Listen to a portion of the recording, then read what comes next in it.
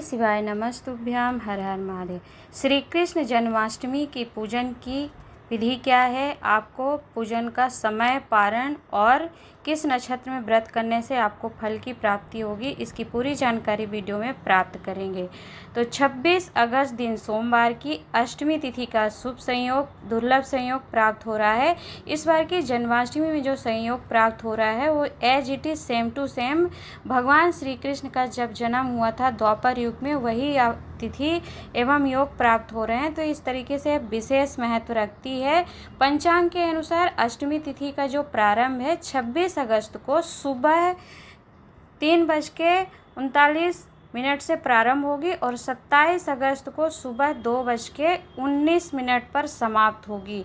तो इसमें आपको देखिए, जन्माष्टमी का जो व्रत रखा जाता है उसमें दो संयोग देखे जाते हैं, क्योंकि एक ये जयंती योग प्राप्त होता है, रोहिणी नक्षत्र प्राप्त होना चाहिए, साथ में अष्टमी तिथि होनी चाहिए। ऐसा नहीं, जो सप्तमी संवत तिथि होती है अष्टमी, उसको व्रत नहीं करना चाहिए व्रती को। जो अष्टमी और नवमी सहस्त्र संवत अर्थात कि अष्टमी और नवमी का जो मेल खाती हुई तिथि प्राप्त होती है उसमें आप व्रत करते हैं तो श्रेष्ठ है। परंतु आपको सप्तमी से संवत अर्थात सप्तमी का स्पर्श हो जिस अष्टमी तिथि में, उसका व्रत नहीं करना चाहिए।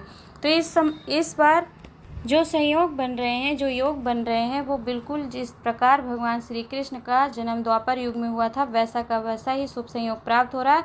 तो आप सभी भक्तगण व्रत अवश्य करें, उपवास अवश्य करें। इस दिन जागरण अनुष्ठान का नियम विधान है। शास्त्रों में ब्रह्म वैवर्त पुराण, स्कंद पुराण वर्णन करती है और कई पुराणों में भी वर्णन मिलता है। तो आपको क्या करना है कि व्रत उपवास अवश्य करना है, पूजन स्नान आदि करना है। देखिए, इस दिन पूजा अनुष्ठान, जागरण और स्नान का बहुत फल होता है, अक्षय पुण्यों को प्रदान करने वाला होता है। तो सबसे पहले आप समय नोट करेंगे कि देखिए 26 अगस्त को आपको बताया कि जन्माष्टमी का प्रारंभ होगा। अब इस दिन रोहिणी नक्षत्र भी प्राप्त हो रहा है। देखिए, रोहिणी नक्षत्र का जो समय है, रोहिणी नक्षत्र का प्रारंभ जो हो रहा है 26 अगस्त की दोपहर में 3:55 से प्रारंभ होकर के 27 अगस्त की दोपहर 3:38 पर समाप्त होगा। तो देखिए, 26 तारीख को ब्रह्म मुहूर्त से ही स्टार्ट हो रही है जन्माष्टमी तिथि। पूरा दिन आप व्रत करेंगे और रात्रि में अर्थात रात्रि 12 बजे के बाद पूजन का विधान है। श्री कृष्ण जन्म स्नान का, पूजन का, उपवास का, जागरण का। तो पूजा का जो शुभ समय रहेगा मध्य रात्रि में 12:02 से लेकर के 12:45 तक आप पूजन स्नान श्री गोपाल कृष्ण भगवान का कराएंगे। तो इसमें आपको जन्माष्टमी तिथि पूरा दिन प्राप्त हो रही है और इसमें रोहिणी नक्षत्र भी आ रहा है, जो कि दोपहर में ही प्रारंभ हो रहा है और रात्रि 12 बजे आप पूजन करेंगे। तो यह बहुत अच्छा संयोग है कि अष्टमी और रोहिणी नक्षत्र दोनों प्राप्त हो रहे हैं। और इसमें जो योग बनता है जयंती योग में यदि आप कुछ पूजा स्नान आदि करते हैं तो वो अच्छे पुण्यों को फल प्रदान करता है। और इस योग में किए गए पूजा अनुष्ठान से हमारे को प्रेत बाधा आदि कोई ऐसी समस्याएं नहीं आती जीवन में। यदि इस योग का कोई व्रत करता है तो आप यह व्रत उपवास अवश्य करिएगा। आप बहुत ज़्यादा जागरण अनुष्ठान नहीं करते तो भी आपको अश्वमेध यज्ञ का फल प्राप्त होगा। आपने तिथि जान ली, समय जान लिया कि 26 अगस्त को किस समय से जन्माष्टमी तिथि का प्रारंभ हो रहा है, रोहिणी नक्षत्र कौन सा रहेगा, पूजा का शुभ समय रात्रि 12:02 से 12:45 तक रहेगा, आपको बता दिया। अब देखिए, ब्रह्म वैवर्त पुराण में स्पष्ट रूप से वर्णन किया गया है कि तिथि और नक्षत्र को ध्यान में रखते हुए पारण करना चाहिए व्रत का। तो देखिए, अगर तिथि अष्टमी तिथि रहती है और उसमें ही आप व्रत का पारण कर लेते हैं, भोजन कर लेते हैं, तो आपके 8 गुना व्रत का पुण्य फल, जो पूर्व में आपने व्रत उपवास आदि किए होंगे, उसका पुण्य फल समाप्त हो जाता है। और यदि नक्षत्र का योग है और उसमें आप अपना व्रत का पारण करते हैं, व्रत खोल देते हैं, भोजन आदि कर लेते हैं या कुछ ऐसा खा लेते हैं जो वर्जित है हमारे शास्त्रों में, तो फिर आपको 4 गुने पुण्य का नाश हो जाता है, अर्थात पुण्य समाप्त हो जाता है। यदि आपने पूर्व में कोई व्रत उपवास आदि किया होगा और उसका जो पुण्य फल प्राप्त होगा उसका 4 गुना आपका समाप्त होता है।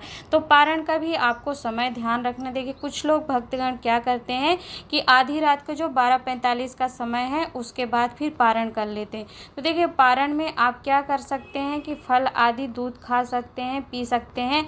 परंतु बहुत से लोग क्या करते हैं कि साबूदाने की खीर बना ली या फिर कुछ अन्य फलों के साथ कुछ नई सामग्री व्रत की बना करके वह क्या करते हैं, रात्रि में पारण कर लेते हैं। तो देखिए रोहिणी नक्षत्र भी है, अष्टमी तिथि है, यदि आप कुछ ऐसा खाएंगे तो आपका व्रत का पुण्य नष्ट होता है। तो आप थोड़ा अगर उपवास कर सकते हैं, तपस्या है, क्योंकि यह अश्वमेध यज्ञ और कई हजार वर्षों के आपके जन्मों का 100 जन्मों में किए हुए पापों को भी नष्ट करने वाला होता है जन्माष्टमी का व्रत। तो यदि हो सके तो जन्माष्टमी तिथि को आप जागरण पूर्वक व्रत अनुष्ठान करके फिर आप रोहिणी नक्षत्र और अष्टमी तिथि दोनों बीत जाने पर ही व्रत का पारण कर सकते हैं। अर्थात आप रात्रि में पूजन समाप्त होने के बाद 12:44 से व्रत का पारण करते हैं तो आप फल दूध ले सकते हैं, परंतु भोजन नहीं करिएगा। कुछ ऐसी कुट्टू के आटे की पूड़ी नहीं खाइएगा, पकौड़ी, नमकीन, चाय ऐसे इस तरीके की चीज़ नहीं लीजिएगा। सामर्थ्यवान है तो आप इस तरह का व्रत करने का प्रयत्न करिएगा, क्योंकि यह कई फलों को प्रदान करने वाला है। और व्रत उपवास जब करें आप, उसमें आपकी भूख का भी त्याग होना चाहिए। तो आप त्याग करके अपनी भूख को, यदि भोजन नहीं करते हैं तो आपका ही 100 जन्मों के पापों से आपको छुटकारा प्राप्त कर लेते हैं। जो व्यक्ति शुद्ध जन्माष्टमी केवल उपवास मात्र करके रह जाता है, मान लीजिए कि वह उत्सव या जागरण भी नहीं करता है, केवल व्रत करता है और भगवान गोपाल श्री कृष्ण का स्नान करा लेता है रात्रि 12 बजे और फिर पूजन आराधना भोग लगा लेता है, तो भी वह अश्वमेध यज्ञ का भागी हो जाता है, उसे फल प्राप्त हो जाता है। तो यह बहुत पुण्यदायी तिथि है, महारात्रि कहलाती है कृष्ण जन्माष्टमी, क्योंकि भाद्रपद कृष्ण पक्ष की अष्टमी तिथि जो इस बार प्राप्त हुई है। जैसा कि हमारे शास्त्रों में वर्णन है कि सोमवार की अष्टमी या बुधवार के दिन की अष्टमी यदि प्राप्त होती है, मिले न मिले ऐसा संयोग प्राप्त हो ना हो, तो हम आप सभी बहुत भाग्यशाली हैं कि ऐसी हमें पुण्यवान तिथियां एवं योग प्राप्त हो जाते हैं, जिसमें यदि हम थोड़ा त्याग करके व्रत कर लेते हैं, उपवास कर लेते हैं और पूरी निष्ठा से करते हैं। देखिए व्रत खंडित नहीं होना चाहिए, कुछ ऐसी सामग्री का सेवन ना करते हुए आप व्रत उपवास जागरण करेंगे तो आपको फल के साथ साथ ही सुख की अनुभूति भी होती है, क्योंकि स्पष्ट रूप से ब्रह्म वैवर्त पुराण में बताया गया है। पूर्व की वीडियो में आप सभी ने देखा होगा, जिन लोगों ने नहीं देखा है उनको बता रही हूँ कि अष्टमी तिथि और रोहिणी नक्षत्र में पारण ना करें, यदि करते हैं तो पूर्व किए हुए व्रतों का पुण्य फल भी समाप्त हो जाता है। तिथि और नक्षत्र दोनों से करने से पुण्य समाप्त होता है, तो आपको ध्यान रखना है।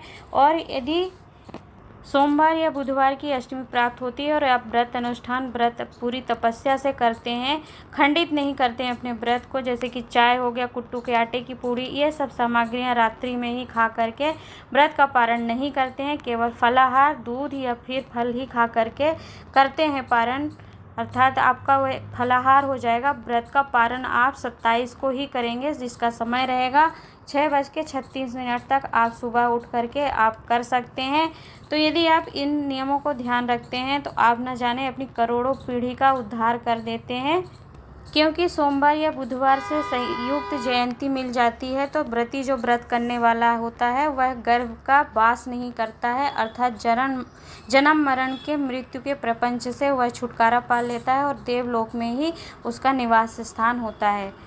जन्माष्टमी तिथि पर जयंती नामक योग प्राप्त होता है, जिस पर यदि आप व्रत उपवास जागरण आदि करते हैं तो वह अक्षय फलों को प्रदान करने वाला होता है और आप अश्वमेध यज्ञ के भागी तो बन ही जाते हैं, यदि आप व्रत उपवास कर लेते हैं पूरे त्याग के साथ, निष्ठा के साथ। जन्माष्टमी तिथि में समय का वर्णन आपको किया गया है, इसमें स्नान आदि का भी शास्त्र वर्णन करते हैं कि यदि मनवादी तिथि, अर्थात मनवादी तिथि क्या होती है आप ध्यानपूर्वक सुनिएगा। तो आषाढ़ महीने की पूर्णिमा पर चक्षुष मनवंतर का शुरू हुआ था, इसीलिए इसे मनवादी तिथि कहते हैं। इस दिन भगवान विष्णु का पूजन किया जाता है, स्नान दान आदि किया जाता है, जिससे अक्षय होता है उस दिन किया गया दान पुण्य आदि।